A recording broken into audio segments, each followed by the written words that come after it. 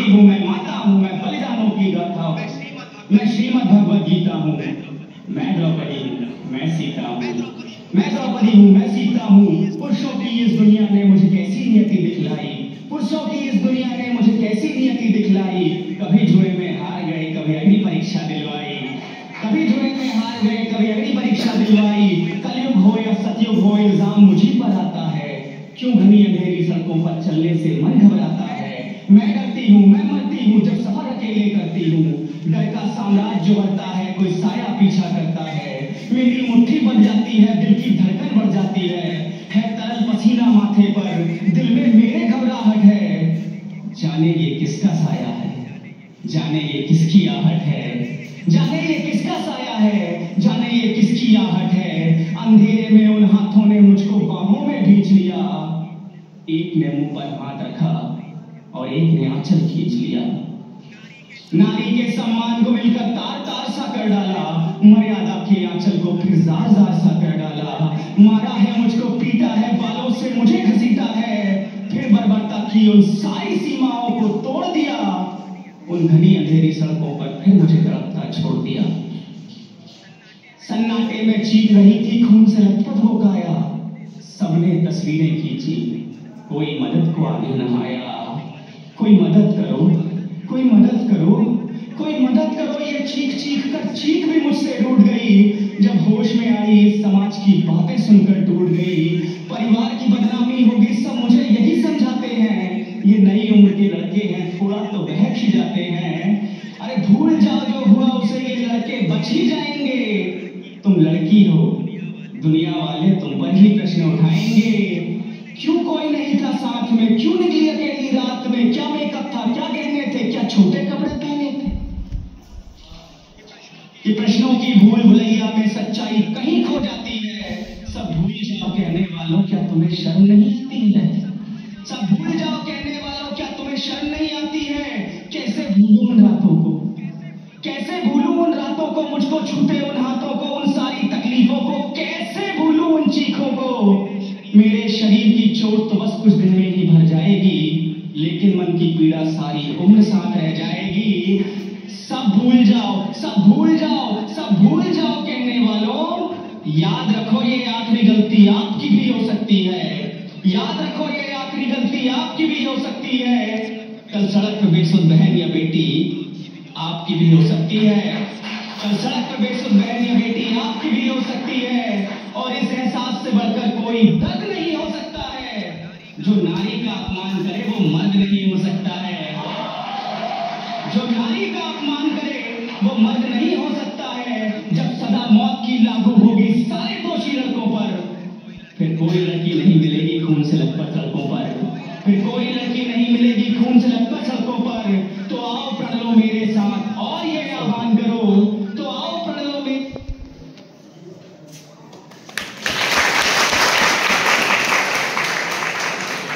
आमे दीटा वीडियो देखिले। वर्तमान मु एया कहबा पई चाहिबी, एटा थिला मोर पेपर। को दीटा वीडियो आमे देखिले, गोटे आमे देखिले मदर नेचर उपरे, माँ प्रकृति उपरे, आ गोटे देखिले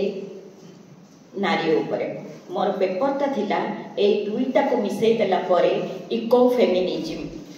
गोटे होची परिवेश रा सुरक्षा एवं प्रकृति को नारी भितरे देखिबार जो साहित्यिक अभिव्यक्ति जहा मु मोर पेपर रे सेठी प्रेजेंट कली। प्रकृति भितरे नारी रो अस्तित्व एवं नारी भितरे प्रकृति रो स्थिति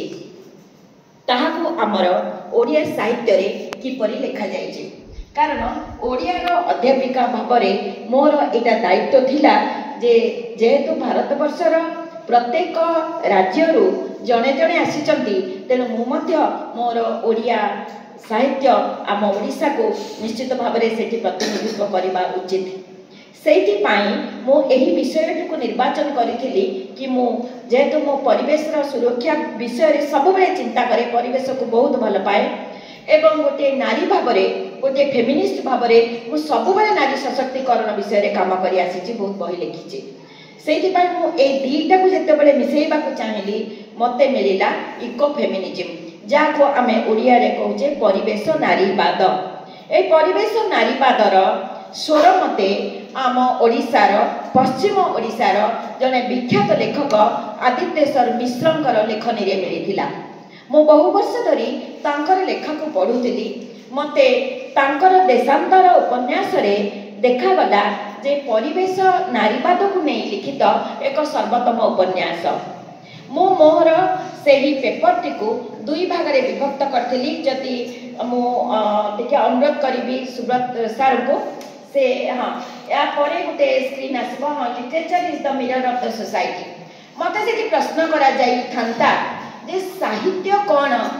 आम समाज को परिवर्तन करि पारिबो कि? आमे कोन ब्रिज तैयारी करचु ना आमे कोन कोनोसी विज्ञानर गोटे गवेषणार गार किछि गोटे निर्माण करूछु? आमे तो किछि तैयारी करूनो, आमे साहित्य तैयारी करूछु।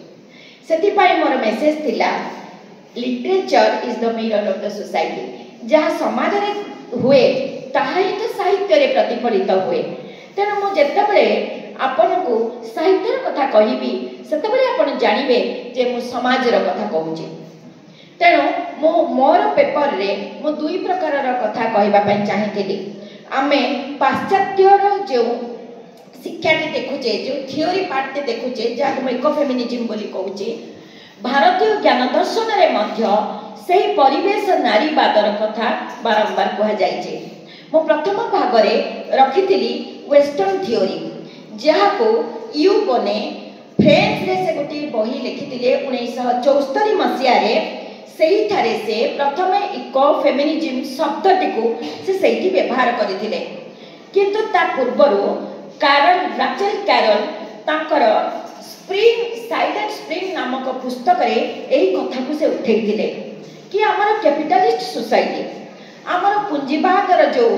सोसाइटी जो समाज धीरे धीरे पूंजीवाद आड़ को आगे चलुची, जोठी आमे केवल वस्तुतांत्रिक धनतांत्रिक सभ्यतार कथा कहूचे, सेठी आमर परिवेशर जो नष्ट करा जाउची से विषय तो कहीं चिंता करू नाहंती। आज आमे समुद्र रे निर्माण करूचे रास्ता, आज आमे नदी रे तैयारी करूचे बंध, आज आमे पहाड़ गुड़ी को काटी तैयारी करूचे रास्ता। एहा द्वारा आमर प्रकृति मातार जे किभଳି प्रकारर नष्ट विनष्ट हो चली विकास नाम किपरि आमे विनाश करी चलीचे एहा तो कहीं चिंता करू नाहंती। तेणु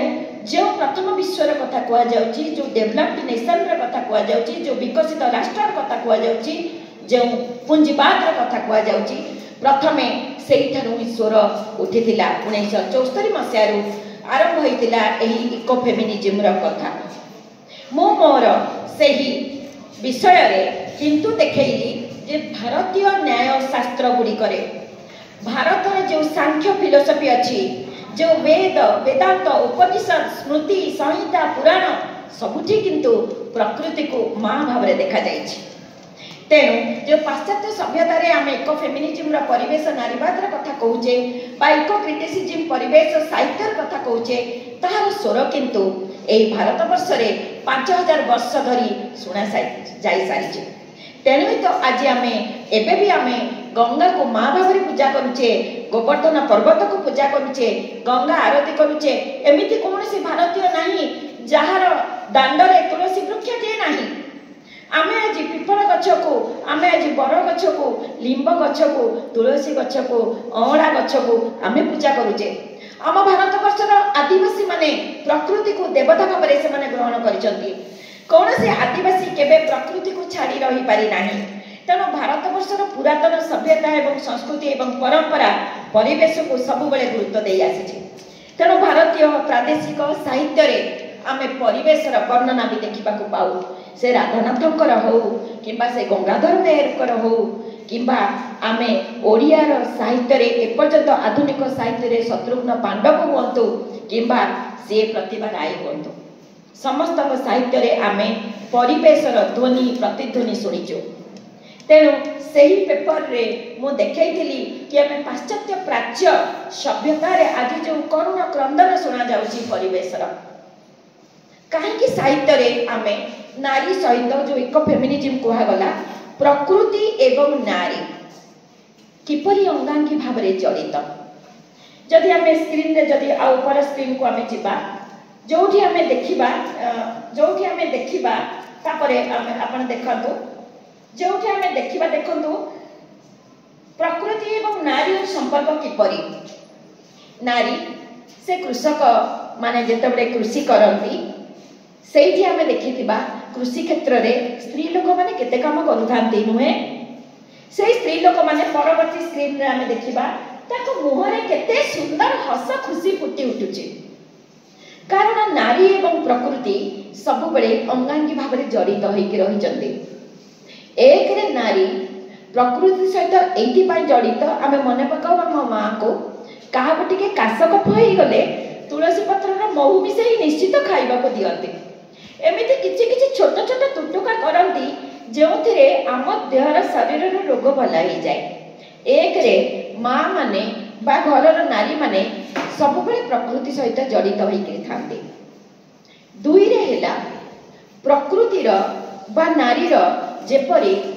प्रेम करबा वात्सल्य ममता देवा गर्भधारण करिबार सामर्थ्य अछि प्रकृतिर मध्य सेहीपरि एही मानव सभ्यता को केवल मानव सभ्यता नुहे पशु पक्षी गछ वृक्षलता परिवेश कहले आम केवल मनुष्य को बुझा ना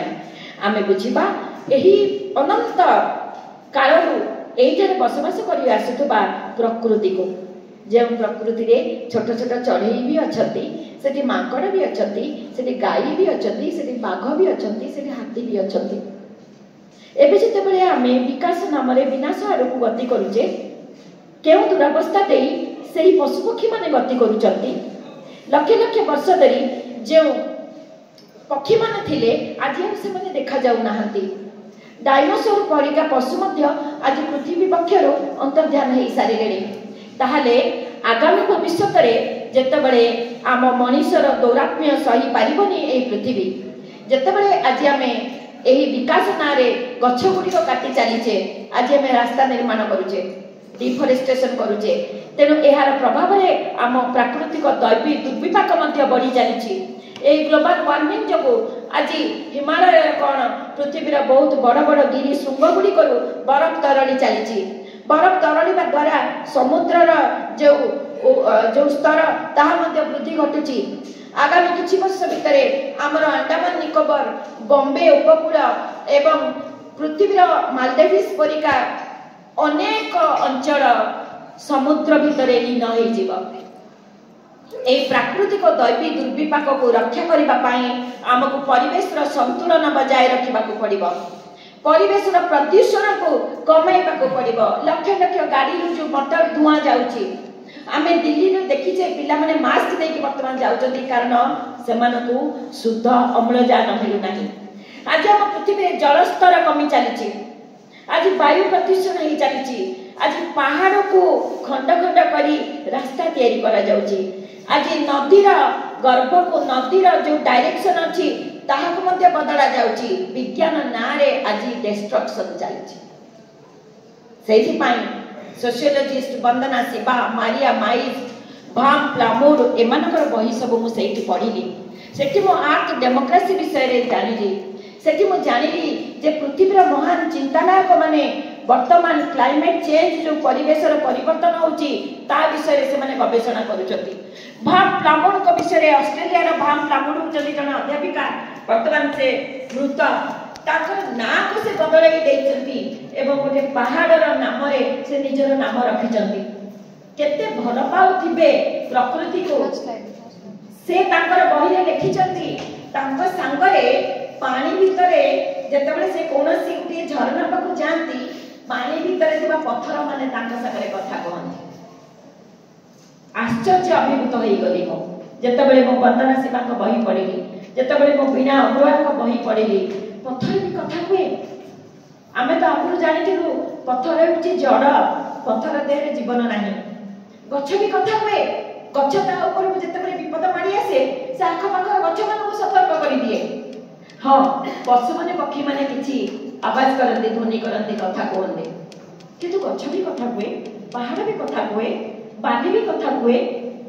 आम अजानतरे एही सूक्ष्म वायुमंडल भी कथा हुए केवल मनीष आधिपत्य विस्तार करने पुंजीवादी शासन करने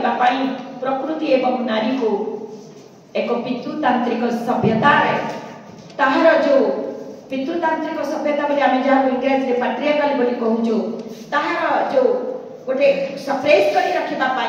अधीन कर रखापी प्रकृति को विनाश करे नारी को मध्य तार अधीन करे नारी जे गोटे झील जे गोटे स्त्री जे गोटे माँ जे गोटे भौणी तार परिवार रे से जेतेबेले शुणे मनुसंहिता कहुच्छी न स्त्री स्वतंत्र महर्ति पिता रक्षन्ति यौवने पिता रक्षन्ति स्तवे भर्ता रक्षन्ति यौवने पुत्र रक्षन्ति स्तवे न स्त्री स्वतंत्र महर्ति प्रकृत में वेदांत उपनिषद एक कथा कहुना मनुस्मृति एक कहुना जो तार परवर्ती श्लोक नारी को स्वतंत्र स्थान प्रदान कर नारी ये प्रकृति नारी ये माँ आम नदी को भी नारी कहूचे आम माँ धरणी को भी नारी कहूचे अनेक घरे मंत्र एवं श्लोक माध्यम अनेक लोक अच्छा जो मैंने राति शोई सकाଳେ उठिला भूमि को प्रथम मुंडिया मारती हे माँ मु तो ऊपर आज पाद दे चली मत क्षमा कर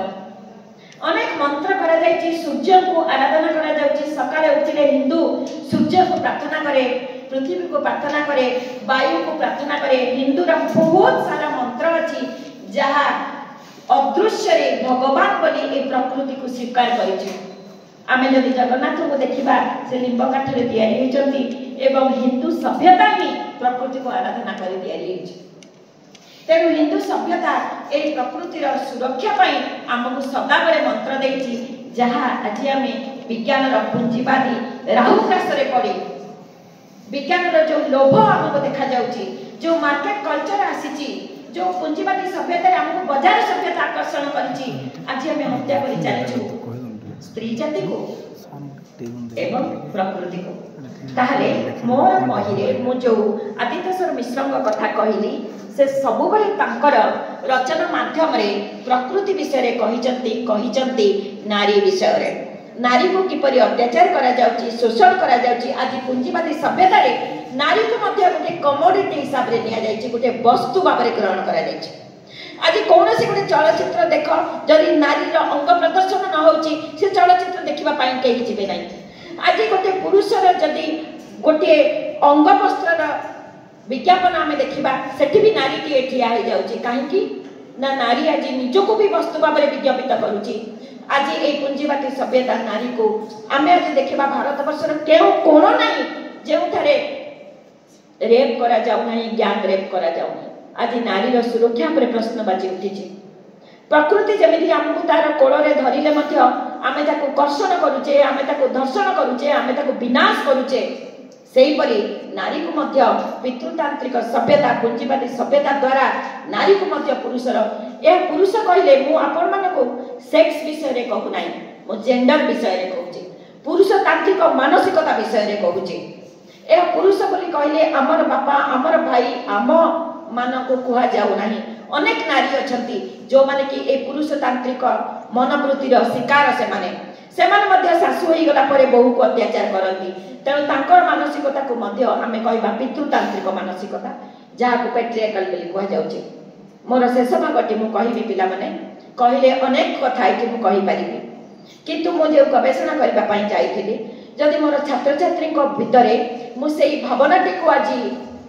उद्घाटित न करि पारे तम भितरे जदि सेही बीजटी को पपन करि न पारे कारण आमे हमर जीवन रो प्राय अधिक भाग बंची सारिलुणी वर्तमान मोर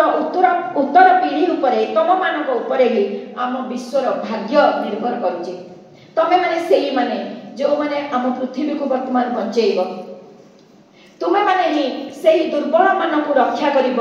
दुर्बल कहले केवल जे मु गोटे झियो गोटे स्त्री लोक एहा कहू नाही दुर्बल कहले गोटे गछ जहाँ कमे काटी दउचे ताहा कहू नाही कौन सी वृद्ध लोक जितेबाला रास्ता पड़ जाती कौन सी पुरुष जितेबाला अत्याचार शिकार होती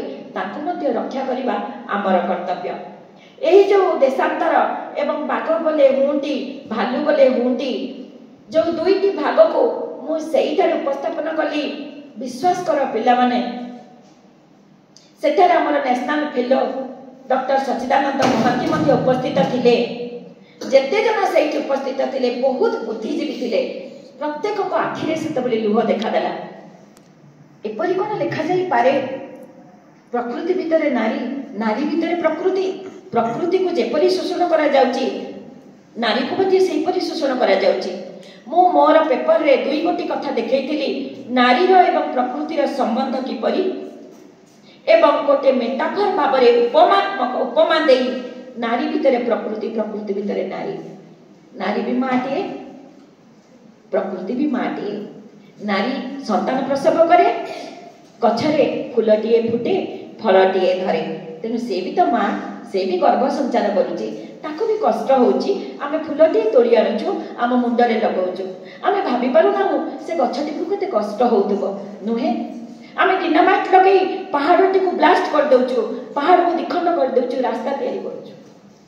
आमे जेतबे गछ काटी देउचु सेतबे जो माकड़ माने सेठी रहुतिले जो पक्षी माने बसा करिथिले जो हाथी माने से वन रे रहुतिले आमे जेतबे वन गुडी को पता कर देउचु शहर निर्माण करूचु से माने कुआडे गले कोठी रहिले से माने कोन खाउचंती से कुकुर मानको आमे केबे रास्ता रे बुलुतबा कुकुर मानको आमे केबे खाइबाको देइचु से माने भी तो भोकरे रहुतिबे सेही परी नारी तांकर नोवेल रे से देखैचंती जे समाकुपा नामक ग्राम रे बहुत खुशी रे थिले लोक माने से माने बुणाबुणी करुथिले संबलपुरी वस्त्र तैयारी करथिले आदिवासी माने केउठु आसिले दळे लोक जे तांकठु छडेई नेले तांकर से कौरिक परंपरा एहा सोनपुर रो गोटे घटना से माने लिखिचंती जे केउठु सेही आसिले जे से माने तांकर